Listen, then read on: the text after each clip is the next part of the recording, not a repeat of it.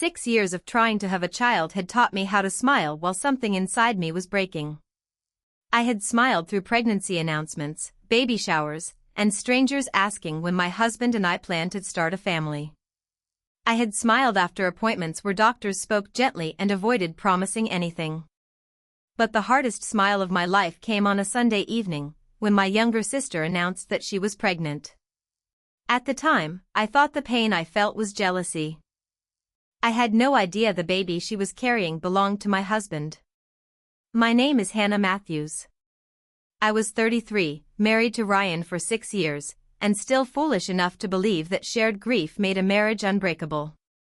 Ryan was 35, dependable, attentive, and handsome in an ordinary, reassuring way. He came to every fertility appointment. He brought flowers after bad news. When I blamed myself, he told me that we were a team and that our marriage mattered more than any result printed on a medical chart. I believed him because I needed to. My sister Claire was 29. She had been married to Tyler for 2 years, and everyone loved them together. Tyler was patient, funny, and completely devoted to her. He had spent months renovating the old house they had bought, doing most of the work himself because Claire wanted everything just right. At family dinner, Claire stood beside Tyler with one hand pressed to her stomach. "We're having a baby," she announced. My mother screamed. My father hugged Tyler. Ryan squeezed my hand beneath the table. I smiled, congratulated them, and told myself not to make their happiness about my pain. Then I noticed Claire looking at Ryan. It lasted barely a second. Ryan lowered his eyes first. Claire immediately turned toward Tyler and kissed his cheek while everyone applauded. I dismissed it. Claire was my sister. Ryan was my husband. Tyler was standing beside her with tears in his eyes. 3 weeks later, Ryan left his tablet on the kitchen counter when he went to the gym. We used it for recipes, bills, and streaming, so I thought nothing of opening it to find the grocery list. A message appeared before I could unlock the screen. The contact was saved only as C. We have to be more careful. Someone's going to notice if we're not. The notification disappeared, but the words stayed in front of me. When Ryan returned, I said nothing. I watched him pick up the tablet and take it upstairs. That night, he changed the passcode. For 2 days, I tried to convince myself that C was a coworker. Ryan worked with several people whose names began with that letter. The message could have referred to a project, a surprise, anything. Then I found the hotel confirmation. Ryan had asked me to look through our shared email for a home insurance document. Buried among old receipts was a reservation from 4 months earlier. During the weekend he had supposedly gone on a golf trip with friends. 1 king room. 2 breakfast vouchers. 2 electronic room keys. The hotel was in Lake Geneva. I remembered that weekend because Claire had posted photographs from a spa getaway in the same town. Tyler had stayed home to finish their kitchen renovation. The dates matched the estimated beginning of her pregnancy. I photographed the reservation and checked Claire's public posts. In one image, she stood outside a cafe across the street from Ryan's hotel. The photograph had been uploaded on the second morning of his trip. That still was not proof of an affair. But it was enough to make every small moment from the previous months rearrange itself in my mind. Claire changing the subject whenever Ryan's travel came up, Ryan placing his phone face down, both of them becoming strangely quiet whenever Tyler talked about the baby. I called my closest friend, Mia. Mia was a family attorney, but more importantly, she was the one person who would not let either panic or loyalty decide what the evidence meant. She studied the message, the reservation, and Claire's photograph. "This is serious," she said. "But it still isn't the whole truth. Don't confront them yet. If you're wrong, you can't undo the damage. If you're right, confronting them now gives them time to erase everything and build one story together." I hated how calm she sounded. What am I supposed to do? Protect yourself. Save copies of what you already have. Then wait for evidence that doesn't require guessing. That night, Ryan sat across from me at dinner and asked why I was so quiet. Just tired, I said. He accepted the answer too quickly. Claire's baby shower was 7 weeks away. She had already asked me to host it at my house. I agreed. If I was wrong, I would give my sister the celebration she deserved. If I was right, 7 weeks would give Ryan and Claire enough time to make one more mistake. For the next 10 days, I lived 2 separate lives. In one, I helped Claire choose invitations, listened to Tyler debate nursery furniture, and sat beside Ryan while he discussed names for the niece or nephew he pretended was not his concern. In the other, I documented everything. Mia helped me store copies of the hotel confirmation and the message notification. She warned me not to break into private accounts or take anything that did not belong to me. I did not need to become reckless. Ryan and I already shared the household email, the tablet, and the cloud storage we used for taxes, insurance, and medical receipts. That shared cloud folder became the place where the truth finally stopped hiding. On a Thursday afternoon, I was looking for an old fertility invoice when I noticed a folder called LG. It had been created from Ryan's phone and contained only 3 files. The first was a photograph of Claire sitting in the passenger seat of Ryan's car. The date was 6 months before her pregnancy announcement. The second was a scanned hotel receipt from Lake Geneva. The third was a medical report. At the top were the words non-invasive prenatal paternity test. Mother, Claire Bennett. Alleged father, Ryan Matthews. The report stated that the laboratory had tested a blood sample voluntarily provided by Claire and a cheek swab provided by Ryan. Probability of paternity, 99. 98%. I read the number again and again, waiting for it to become something else. It did not. Ryan already knew. Claire already knew. And every time Tyler showed us nursery photographs or talked about becoming a father, they let him believe the baby was his. I called Mia from my car because I could not risk Ryan hearing me inside the house. I found the test, I said. She was silent for several seconds. Save the original location and the date, she said. Make a copy, but don't alter anything. This may help us understand what happened, but if paternity becomes a court issue, the court can require its own verified test later. Her careful legal language could not soften what the report meant. I asked her to meet me that evening. At her office, she helped me begin preparing for a separation without moving money, hiding property, or doing anything that could later be used against me. We listed shared accounts, insurance policies, debts, and documents. She told me to change the passwords only on accounts that were mine alone and to keep records of every joint transaction. You are not planning revenge, Mia said. You are making sure you can still stand when they realize you know. The next discovery proved why that mattered. Ryan had deleted the LG folder by the following morning. Because it had been created inside our shared storage, the deletion history remained visible. So did a text backup his phone had accidentally synchronized before he removed the folder. The affair had not started in Lake Geneva. It had been going on for 14 months. There were no photographs I needed to see and no explicit messages. The ordinary ones were worse. Ryan reminding Claire that Tyler would be home early. Claire asking whether I suspected anything. Ryan telling her to wait until after the baby was born. Then I found the thread that changed the entire story. Ryan, once it's confirmed, I'm filing. Claire, she'll ask why now. Ryan, she'll think it's the fertility stuff. She always does. Claire, and the house. Ryan, we sell. I take my half.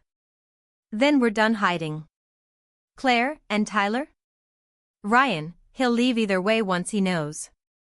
Let him finish the nursery first. Claire, Ryan. Ryan, what? It's free labor. Might as well get something out of him before it's over.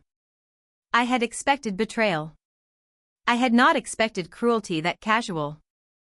They had watched Tyler build a nursery for another man's child and turned his devotion into a joke. There was one more message, sent the morning after the paternity report arrived. Claire, what if Hannah finds the test? Ryan, she trusts both of us too much. That sentence hurt more than the result itself. They had not fooled me because they were brilliant. They had fooled me because I loved them. Mia made 2 secure copies of the evidence. One stayed in her office. I kept the other in a safe deposit box. Then she helped me consult a divorce attorney who was not personally connected to our family. We also discovered that Ryan had recently met with a lawyer and requested an estimate of the value of our house. He had not filed anything yet, but he was preparing. He was waiting for the baby. I was no longer willing to let him control the timing. The shower remained on the calendar, but my reason for hosting it changed. I was going to give Ryan and Claire one final opportunity to tell the truth themselves. If they refused, everyone whose life they had rearranged would hear it from me. The 3 weeks before the shower were the most controlled weeks of my life. I did not confront Ryan. I did not accuse Claire. I followed Mia's advice and prepared quietly. Ryan must have sensed the distance between us because he became unusually attentive. He brought home flowers. He offered to cook. He asked whether we should schedule another fertility consultation. The suggestion nearly broke my composure. He knew he was expecting a child with my sister, yet he was willing to send me back into another doctor's office and let me believe we were still trying to build a family together. Not yet, I told him. I need a break. Of course, he said. Whatever you need. Claire continued sending photographs of the nursery. Tyler had painted the walls, assembled the crib, and built shelves by hand. Above the crib, he had placed wooden letters spelling the name they had chosen. Noah. One evening, Tyler called to ask whether Ryan might help him install a ceiling light. Ryan went. I sat in my kitchen imagining the 2 men standing beneath that light, one believing they were family, the other knowing he planned to take his wife and the child Tyler thought was his. That was when I stopped wondering whether a private confrontation would be kinder. Kindness had already been offered to Ryan and Claire every day for 14 months. They had used it as cover. Still, I wanted to give them a choice. The morning of the shower, before the first guest arrived, I sent them both the same message. I know about Lake Geneva, the paternity test, and the plan to leave after the baby is born. You have until 2 o'clock to tell Tyler and our parents the truth. If you don't, I will. Ryan called immediately. Where are you? He demanded. It was the first time in our marriage that his calm voice disappeared completely. At home, preparing for the shower. You don't understand what you found. Then explain the paternity report. Silence. Hannah, please don't do anything emotional. We need to discuss this privately. You have until 2. I ended the call. Claire arrived 40 minutes early. She wore a pale yellow dress and no makeup. Ryan came through the back door minutes later. They asked to speak with me in the kitchen while Tyler carried gifts in from the car. Ryan closed the door. The test doesn't prove there was a relationship, Claire said. I stared at her. A paternity test doesn't prove there was a relationship? It happened once, she said quickly. We were both upset. You and Ryan were fighting. Tyler was working constantly. It was a mistake. For 14 months? Neither of them answered.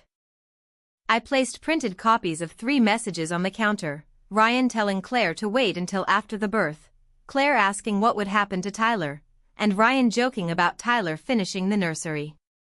Claire's face changed when she saw them. Ryan looked less ashamed than angry. You went through my private conversations, he said. They synchronized to the account we both own. That doesn't give you the right to humiliate everyone. No. Your choices did that. Claire began crying, but she still did not ask how Tyler would survive the truth. She asked whether I planned to show our parents. I looked at the clock. It was 11:18. Tell them yourselves before 2. Ryan stepped closer to the counter. We can work this out, he said. You don't have to destroy 2 marriages over one bad decision. You already made plans to end both marriages. You just wanted Tyler to finish the nursery first. He looked at Claire, and in that glance I saw what they had done for more than a year, checking each other's story, deciding what to deny, waiting for the other person to lead. Claire wiped her face.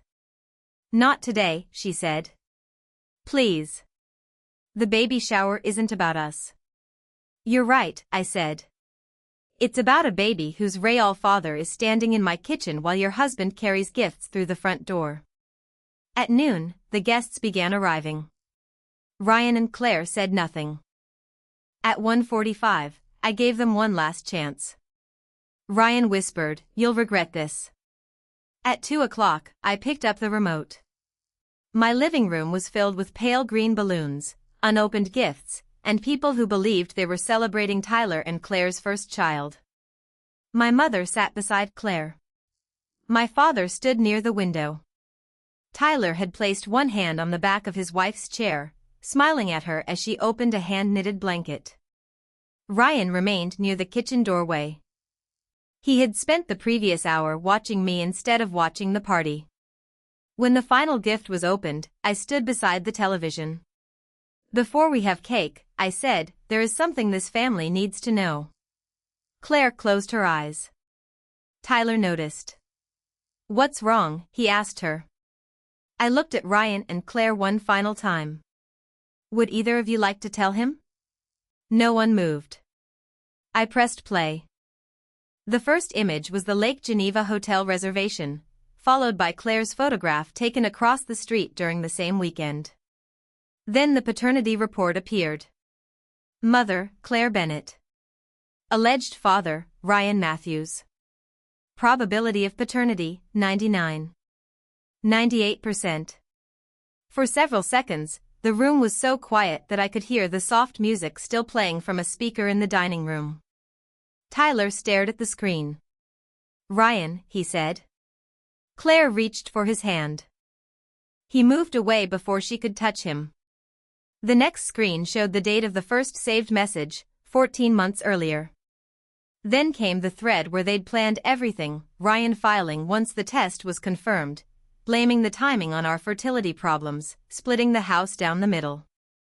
Finally, the exchange about the nursery scrolled into view. Ryan, he'll leave either way once he knows. Let him finish the nursery first. Claire, Ryan. Ryan, what? It's free labor. Tyler read it twice. He did not shout. He simply looked at Ryan with an expression that made Ryan step backward. I asked you to help install the light, Tyler said. You stood in that room with me. Ryan opened his mouth, but nothing came out. Tyler turned to Claire. How long? Claire began with the lie they had tried in the kitchen. It was one mistake. I changed the screen to the first dated message. 14 months, I said. Claire stared at me with a fury that finally pushed aside her tears. You've always needed everyone to feel sorry for you, she said.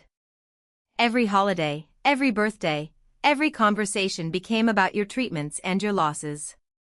For once, I had something that was mine. My mother looked at her as if she no longer recognized her. You had a husband, I said. You had parents who loved you. You had a sister who trusted you. None of that was taken from you.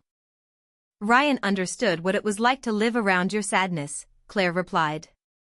Ryan looked down. Even then, she was trying to turn their choices into something I had caused. Tyler picked up his car keys from the table. Claire stood. Please don't leave. He looked at the decorations, the gifts, and the small wooden toy box he had made himself. You let me build a room for his child, he said. Then you both laughed about it. He walked out. My father followed him a moment later, not to stop him, but to make sure he was all right. Ryan approached me. You didn't have to do this in front of everyone. I gave you both 3 hours to tell them yourselves. We could have handled this privately. That was what the last 14 months were for. I handed him an envelope. Inside was a letter from my attorney explaining that our formal separation process had begun. It did not contain threats or demands. It simply made clear that I knew about the house valuation, had preserved the financial records, and would not agree to any secret transfer or sale. For the first time that day, Ryan looked frightened. Not because he had hurt me. Because his plan was no longer under his control. He left through the back door. Claire remained in the center of the room, surrounded by gifts from people she had deceived. My mother asked whether the paternity report could be wrong. A court can order another test after the baby is born, I said. But Ryan and Claire took this one voluntarily. They have known the result for weeks. Claire did not deny it. The shower ended without cake. Guests left quietly. My mother collected the food because she needed something ordinary to do with her hands. When the house was finally empty, Mia sat beside me in the living room. How do you feel? She asked. I looked at the blank television, the abandoned balloons, and the place where Ryan had stood. Not victorious, I said. Just finished pretending. The weeks after the shower were less dramatic than the truth and far more exhausting. Ryan moved into a furnished apartment. His attorney contacted mine. Because I had documented our accounts before the confrontation, there was no argument about money disappearing or property being hidden. Ryan tried to claim that his relationship with Claire had begun during a temporary breakdown in our marriage. The dated messages disproved that. He tried to say that he had never intended to leave. His request for a house valuation and his written plan disproved that too. Claire stayed with our parents for less than a week before moving back to her house alone. Tyler filed for divorce. He did not destroy the nursery, as I secretly feared he might. He removed the wooden name from above the crib, packed a suitcase, and left the house to be divided through attorneys. The baby was born 3 months later. A court-approved paternity test confirmed what the prenatal report had already shown: Ryan was Noah's father. Ryan began paying child support. Claire had imagined that confirmation would clear the way for the life they had planned together. It did not. Without secrecy, their relationship changed almost immediately. The messages I later received through the divorce process showed them blaming each other. Claire blamed Ryan for saving the report in our shared cloud account. Ryan blamed Claire for sending too many messages. Both blamed me for exposing them, as though discovery were worse than betrayal. Within 2 months of Noah's birth, Ryan moved 2 states away to be closer to his parents. He said it was for work. Claire called it abandonment. The future they had protected so carefully lasted less time than the lie. My divorce became final 8 months after the shower. On the morning I signed the last document, Mia sat across from me at a conference table. After this, she said, you no longer have to organize your life around what Ryan might do next. I signed my name. My hand did not shake. Tyler and I exchanged occasional messages, mostly practical updates from 2 people connected by something neither of us had chosen. He had started seeing a counselor and had returned to work. He told me he still thought about the nursery, but he no longer blamed himself for believing his wife. That mattered because I had spent months asking myself the same question: how had I failed to see it? The answer was simple. Trust is not stupidity. Tyler and I had believed the people who promised to be honest with us. Ryan and Claire had treated that trust as weakness because it made their deception easier. Claire and I did not speak. My mother occasionally asked whether I might forgive her someday. I always gave the same answer: forgiveness and reconciliation were not the same thing. I could stop carrying anger without inviting Claire back into my life. I never blamed Noah.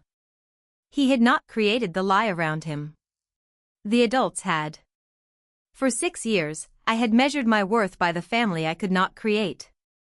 Ryan knew that and used it to keep me looking in the wrong direction. Losing my marriage forced me to understand something I should have known long before him. My life was not empty because it looked different from the one I had planned. On the first anniversary of the shower, I sold the house and moved into a smaller place across town. There were no hidden folders, no shared passwords, and no rooms filled with memories I had to question. That first evening, I sat beside an open window while the last moving boxes waited in the hallway. The silence did not feel lonely. It felt honest. And for the first time in years, the life around me belonged entirely to me.